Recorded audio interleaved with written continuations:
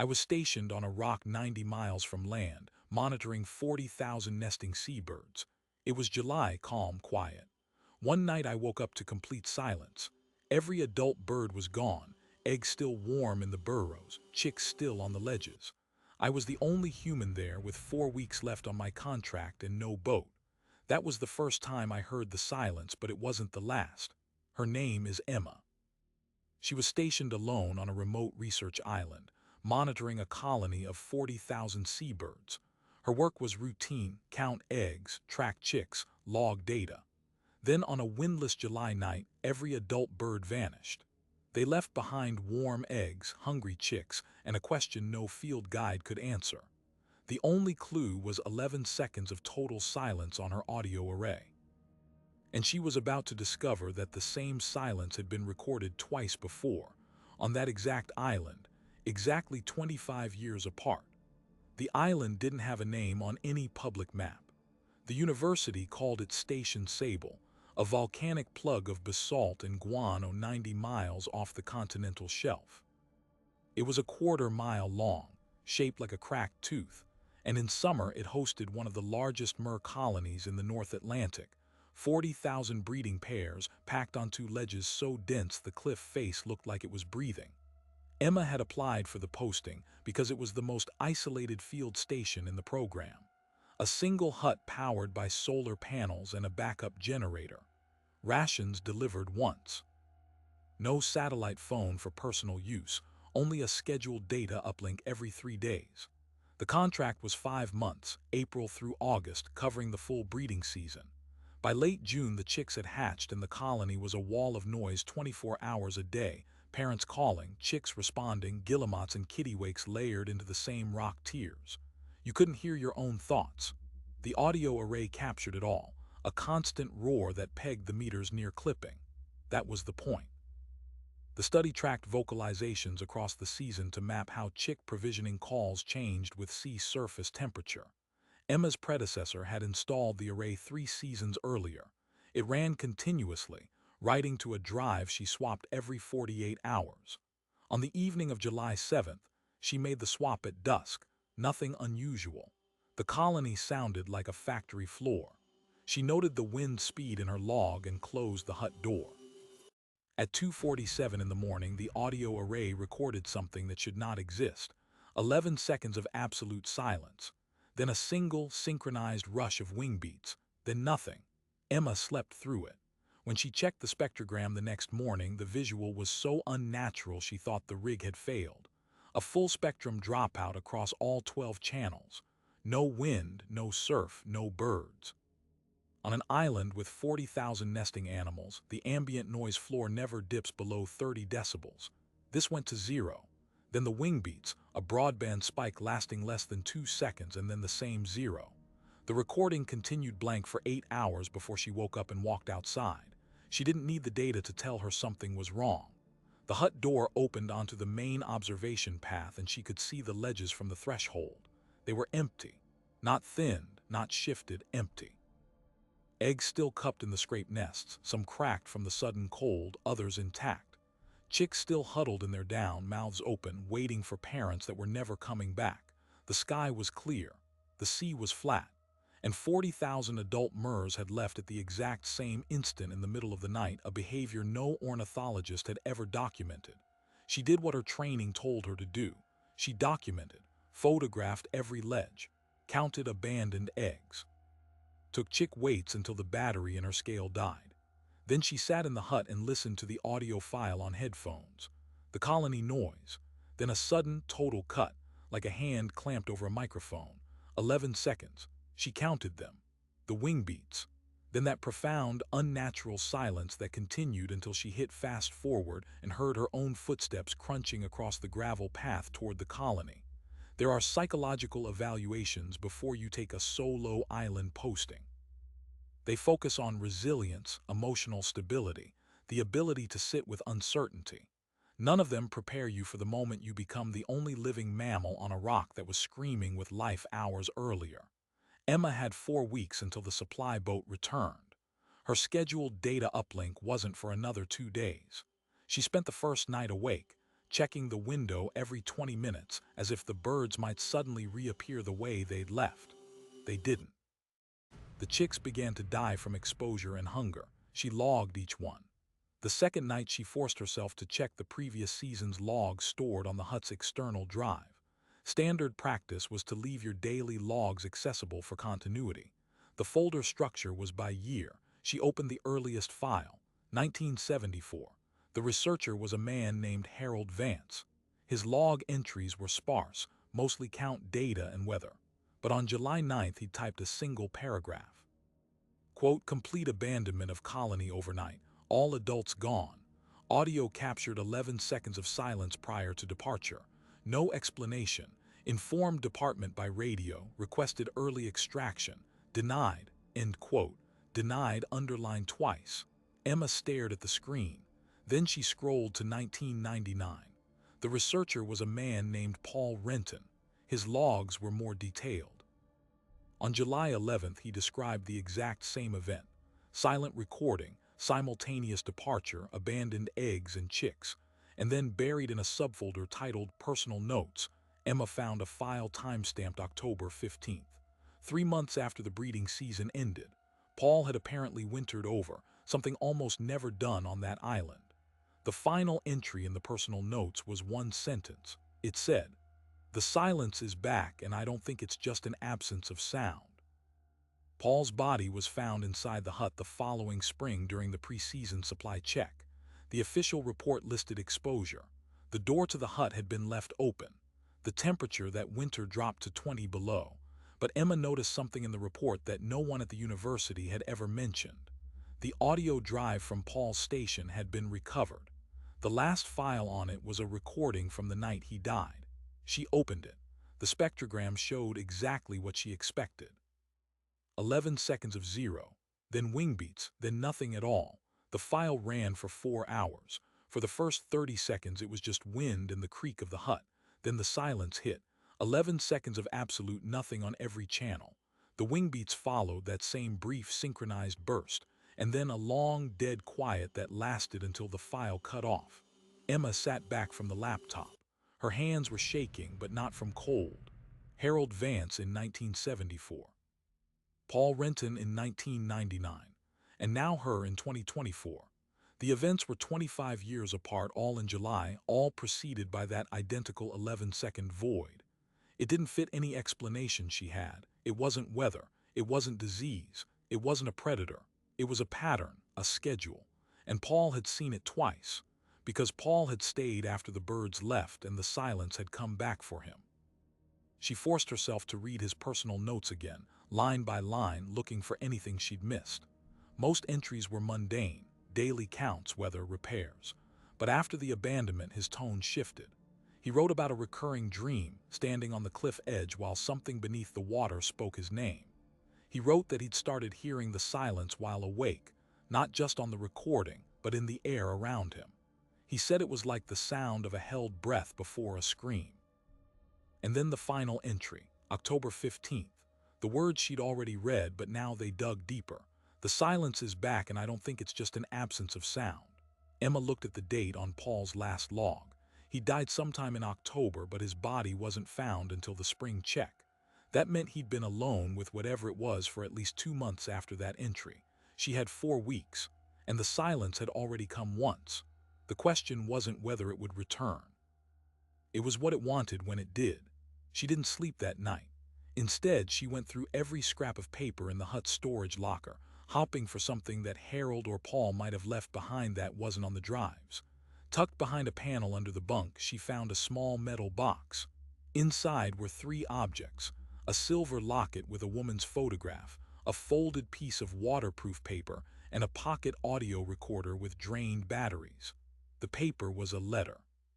It was handwritten by Paul, addressed to no one. It said, "If you're reading this, the silence has come again and the university won't tell you the truth. They've known since '74. Vance reported it. They sent a team in '75 but found nothing. Then in '99 they told me the same thing, just document the data and don't speculate. But I found Vance's original logbooks, not the sanitized versions on the drive. He didn't just record silence. He recorded something speaking through it." a frequency below human hearing. He called it a subauditory vocalization. He transcribed what he thought it was saying, one word repeated over and over: stay. Emma felt the hut close in around her. She checked the pocket recorder. The batteries were long dead, but the tape inside was intact. She wound it manually with a pencil, trying to feel if anything was still spooled. It was. She just needed power. The next morning, her scheduled data uplink window opened. She connected her terminal and saw an incoming message from the department. Short, clinical, noted the collapse event. Exercise standard protocols. Do not disturb the colony remains for further study. Supply boat remains on schedule. Contact us with any immediate safety concerns. She sent back a message with trembling fingers. I found the previous logs. 1974, 1999. Same event, same night, identical audio pattern. You knew. Why wasn't this disclosed before my posting? The reply came 6 hours later. It was from the department chair. Emma, I understand this is unsettling, but there are long-term studies that require continuity.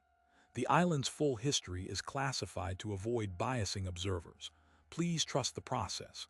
We'll discuss everything in your debrief. Do not attempt to leave the station before the supply boat, and do not engage with any audio phenomena beyond your collection protocols. Do not engage with any audio phenomena. Those exact words. They knew exactly what she was describing. They'd known for 50 years. She didn't need their permission. She scavenged batteries from a solar charger and powered up Paul's recorder. The tape hissed to life. Wind. His footsteps inside the hut. Then a sudden, shocking quiet that even through the tiny speaker felt unnatural, a pressure drop she could feel in her eardrums. And beneath the silence, just barely audible, a low vocalization that didn't sound human or animal. It was rhythmic, almost guttural, like stones grinding together underwater. She couldn't make out the word at first. She played it again. Then a third time. Then she heard it. Stay. Not a recording anomaly. A voice. She became hyper-aware of the island's quiet. Since the colony collapsed, the ambient noise had dropped to a fraction of its previous level, just wind and surf. But now she noticed something else. There was a quality to the silence that was wrong. It was too smooth, too empty, as if the island itself was holding still, waiting. She lasted 2 more days like that. She documented the chick die-off until there were no chicks left to document. She took water samples, soil readings, anything to stay busy. But every night she lay awake, watching the spectrogram feed from the audio array in real time. On the 9th night after the initial departure at 2:47 in the morning, exactly the same minute, the waveform flatlined. She was awake for it. She saw it happen on the screen, and then she heard it through her own ears. No wind, no surf, no hum from the solar inverter. Absolute crushing silence that seemed to press in on her skull like depth pressure. She counted. 1, 2, 3, all the way to 11. And in the middle of it, she heard something she hadn't caught on the recording before. A voice that wasn't coming through her headphones. It was inside the hut with her. One word spoken clearly in the space behind her right ear. Stay. She spun around, flashlight beam cutting through the dark. Empty. The silence broke and the wind rushed back so suddenly it rattled the windows in their frames. But something had changed. The door to the hut, the same door that Paul Renton had been found with open, was now standing ajar, cold air pouring through. She hadn't touched it. She knew she'd locked it before sitting down. Emma slammed it closed and jammed a chair under the handle. Her breath came in short gasps. The silence wasn't a recording artifact. It was a presence, and it had just made direct contact with the third researcher in 50 years. Paul had heard it. Vance had heard it. Now she had heard it. The only difference was, she was now fully awake to the fact that this was not just about birds leaving an island. This was about a thing that waited on that rock, absorbing sound, cycling every 25 years, and collecting the people stupid enough to stay after it told them to. Her only way off was a boat that wasn't coming for another 3 weeks, and whatever had opened that door was still somewhere on the island, waiting for her to stop believing she could hold it out with a chair. The next day she did the only thing left that made sense. She tried to work. She forced herself through the motions of a researcher who still believed in data collection. Water temperature, wind speed, barometric pressure, all normal, all useless. because the thing that had turned her posting into a nightmare was not measurable with any instrument she had. It was somewhere outside, moving through the ruins of the colony, waiting for dark. She reread Paul's logs until she had them memorized. The progression was undeniable. First the birds left. Then the silence returned, alone. Then the voice. Then Paul started hearing it outside the hut at night, not just during the 11-second events. He described it as a sustained, low-frequency hum just beneath the threshold of hearing, a vibration he felt in his chest before he ever consciously registered it. He called it the pre-silence. And he noticed a pattern. The pre-silence would intensify for hours before the full silence arrived. It was a warning, or an announcement. On day 11, Emma felt it for the first time. She was sitting at the desk at dusk, staring at the spectrogram feed when a deep pressure bloomed behind her sternum. Not pain, just presence. The solar inverter's hum was still audible, but it felt muffled, distant, like she was under a bell jar. She checked the frequency readout. A low-amplitude standing wave had appeared at 9 Hz, right at the edge of human hearing. The same frequency Paul had logged in the days before his death. She stood up and walked to the window. Outside, the empty ledges caught the last gray light. Nothing moved, but the pressure in her chest deepened, and she knew. It was coming again. Not just the 11-second void, something larger. She could feel it building in the air like barometric pressure before a storm, except this storm had no name. The full silence rolled in at midnight. It didn't wait for 2:47 this time. The waveform dropped to flatline. The hut went dead quiet, not the soft quiet of a sleeping house, but an aggressive silence that seemed to suck the ambient heat from the room. Her ears popped. Her own breathing became muffled, and then from directly outside the window a soft tap. Then another, rhythmic, deliberate. It matched her heartbeat. She didn't turn around. She had already locked the door and braced it with the chair. The windows were sealed. But the tapping moved from one window to the next, circling the hut slowly, methodically, and she heard something else now beneath the silence. A voice, not speaking English but forming shapes that felt like words inside her skull. Stay. Not a request. A command delivered in a frequency that bypassed her ears and resonated directly in the amygdala, the ancient part of the brain that remembers being prey. She didn't answer. She sat on the floor with her back against the locked door and waited for it to pass. The tapping stopped after an hour. The pressure released, the wind returned, and she unclenched her jaw. But she knew it was playing with her. It had shown it could come whenever it wanted. The 25-year cycle wasn't a schedule of arrivals. It was a feeding interval, and she was the first warm consciousness to occupy this rock since Paul. On day 14, she made a discovery that reframed everything she thought she understood.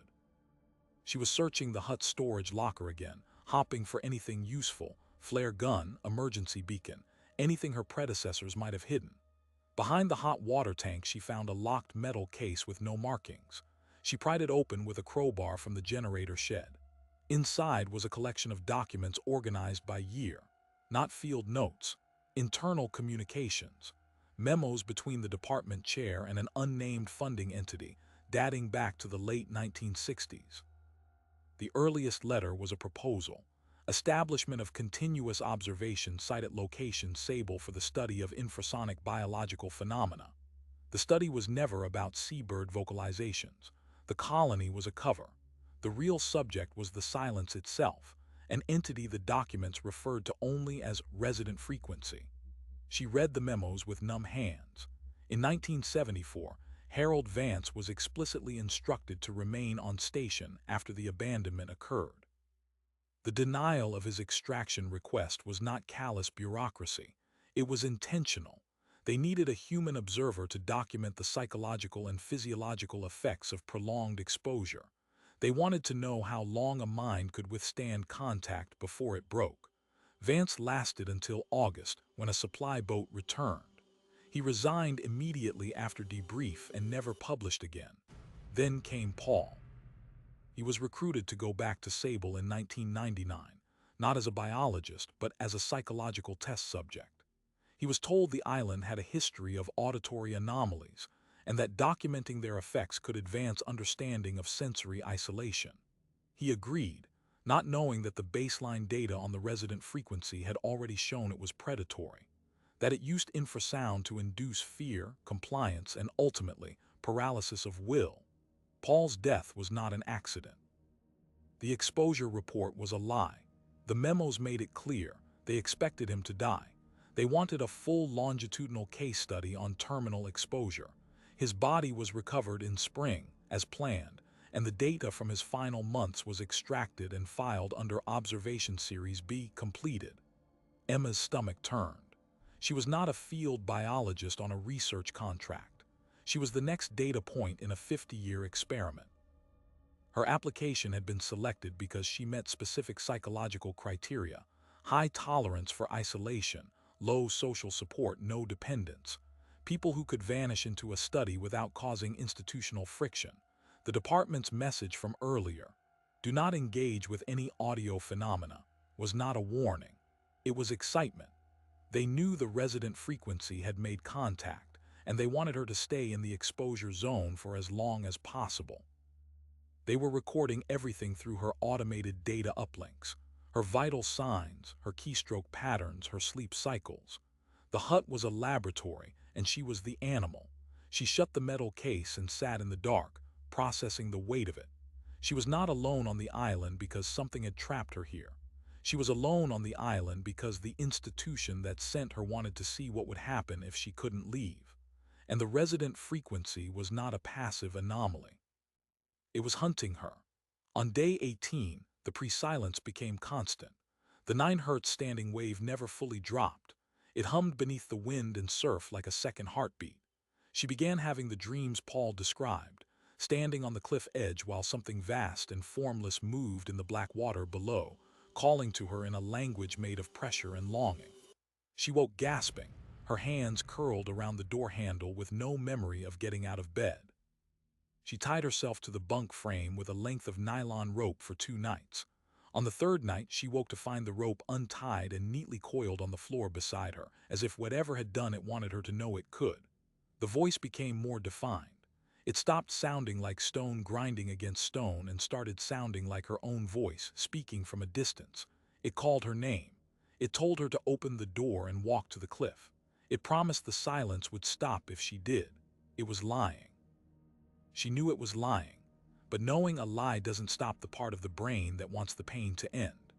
By day 21, with the supply boat still a week away, she was functioning on microsleeps and animal adrenaline. She had moved all her essential gear into the hut's central room and barricaded the windows with plywood. She kept Paul's audio recorder playing on a loop, not the silence track, but a recording of normal colony noise from earlier in the season. The roar of 40,000 birds. She played it through a portable speaker at full volume, and it seemed to hold the silence at the perimeter of the hut. The resident frequency could absorb sound, but it struggled with complexity.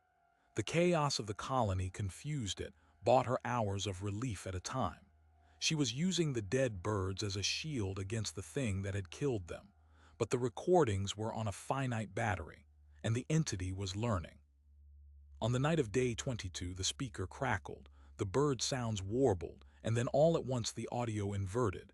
The chaos became a single, harmonized tone, and the speaker began broadcasting the silence back at her from inside the hut. She ripped the battery out, but it was too late. The silence had been invited in, and for the first time since the colony left, she heard footsteps on the roof of the hut. Slow, heavy, walking the length of the structure.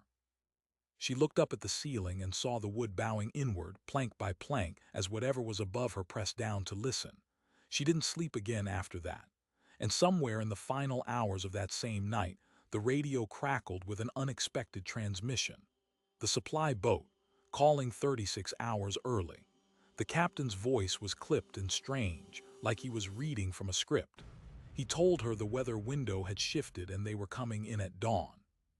He said to be ready at the landing, and then he added something that made her blood stop.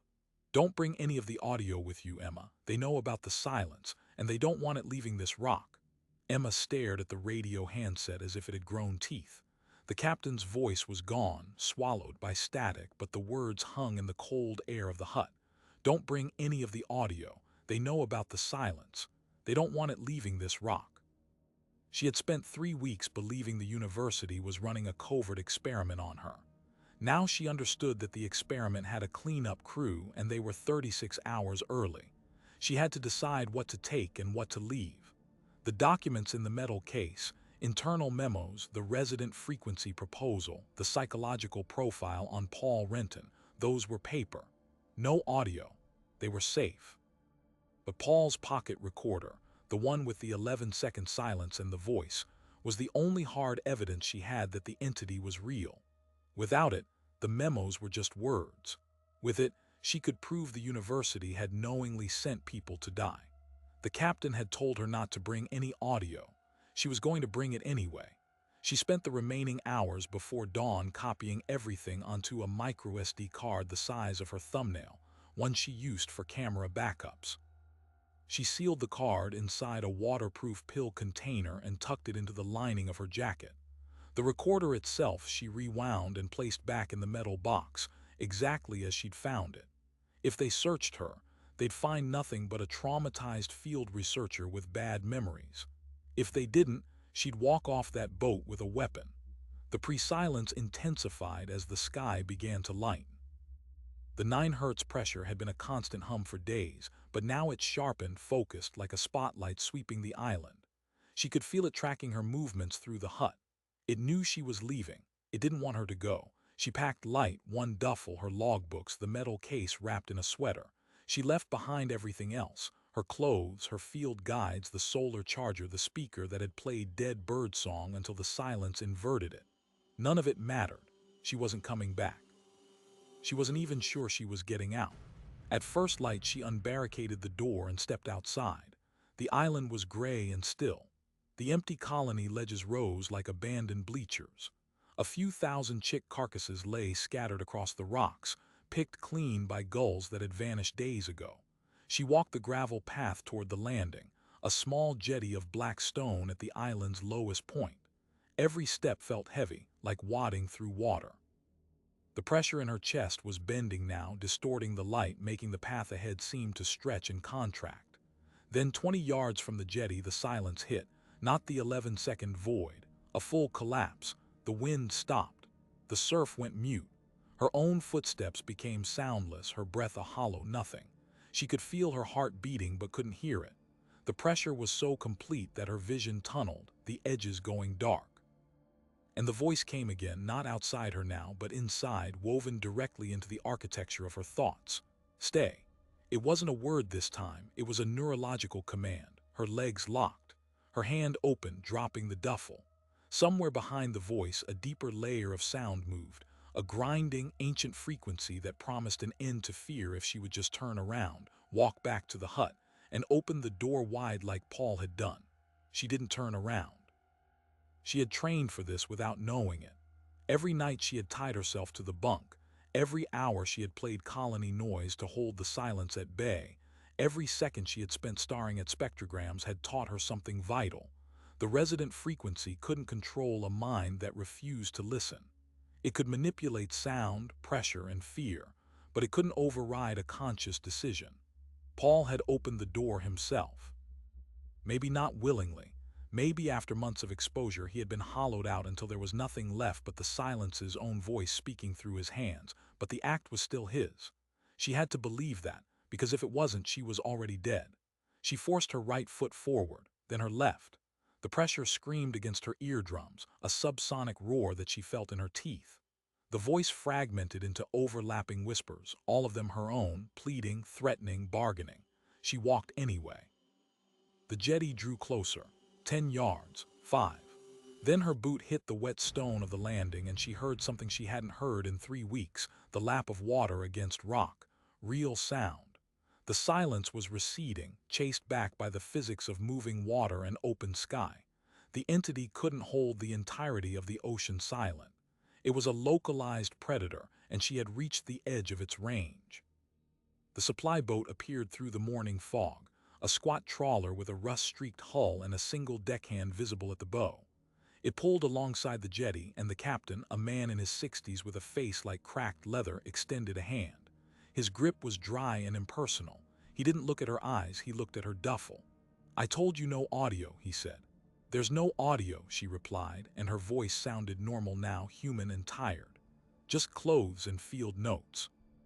He held her gaze for a beat, then stepped aside and let her board. The deckhand cast off without a word. The diesel engine rumbled and the boat turned its back on the island.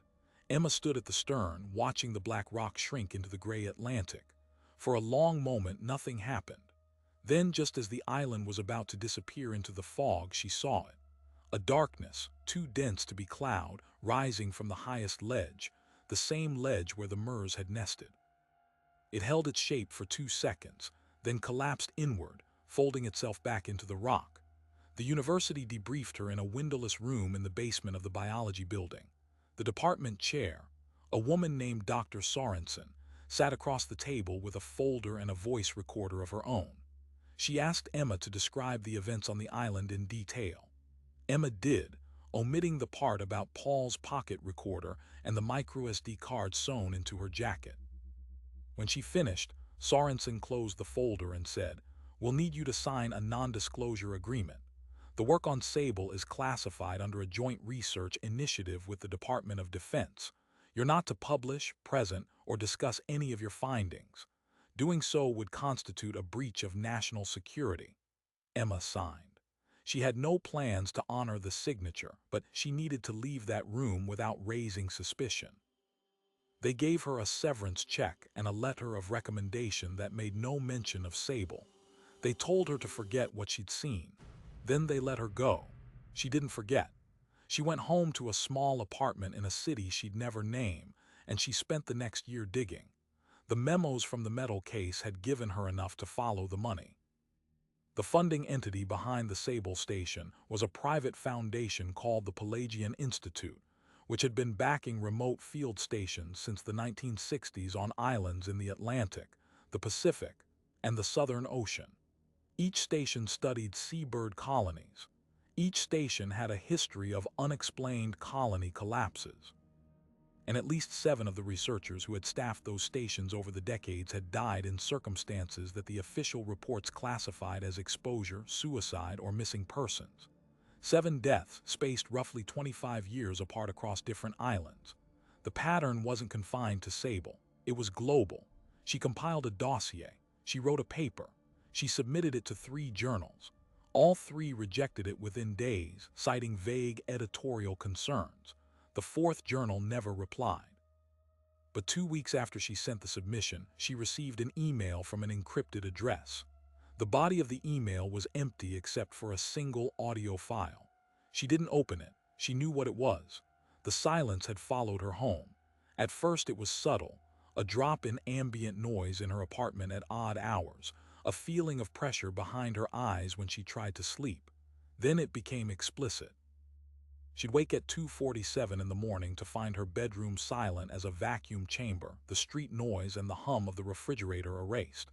The 11 seconds came exactly, on schedule, every 9 nights. She never heard the voice again. She didn't need to. The silence itself was enough to tell her that she hadn't escaped the resident frequency. She had simply relocated it. She moved 3 times in 2 years. The silence came with her. She stopped sleeping at night. She saw doctors, neurologists, psychiatrists. They found nothing. The only thing that helped was noise, constant, layered sound. She played white noise, rain tracks, city ambience, anything to fill the frequency gap. She lived in headphones. She became an expert in the acoustic ecology of her own survival. 24 years have passed since the night Emma watched 40,000 birds abandon their young and fly into the dark. The next July is 12 months away. She hasn't published her findings. She hasn't told her story publicly until now.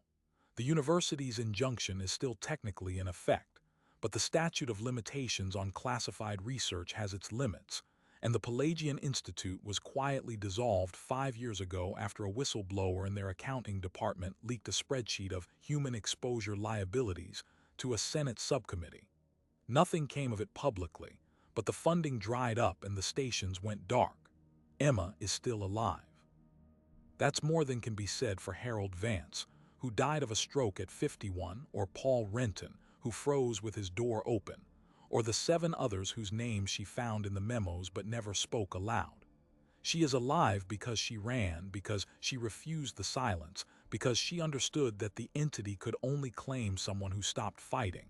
But she is not free. None of them were ever free. The silence leaves a mark, a kind of acoustic scar tissue in the auditory cortex that means you will always carry a fragment of it with you, no matter where you go. It doesn't need to kill you. It just needs you to remember it.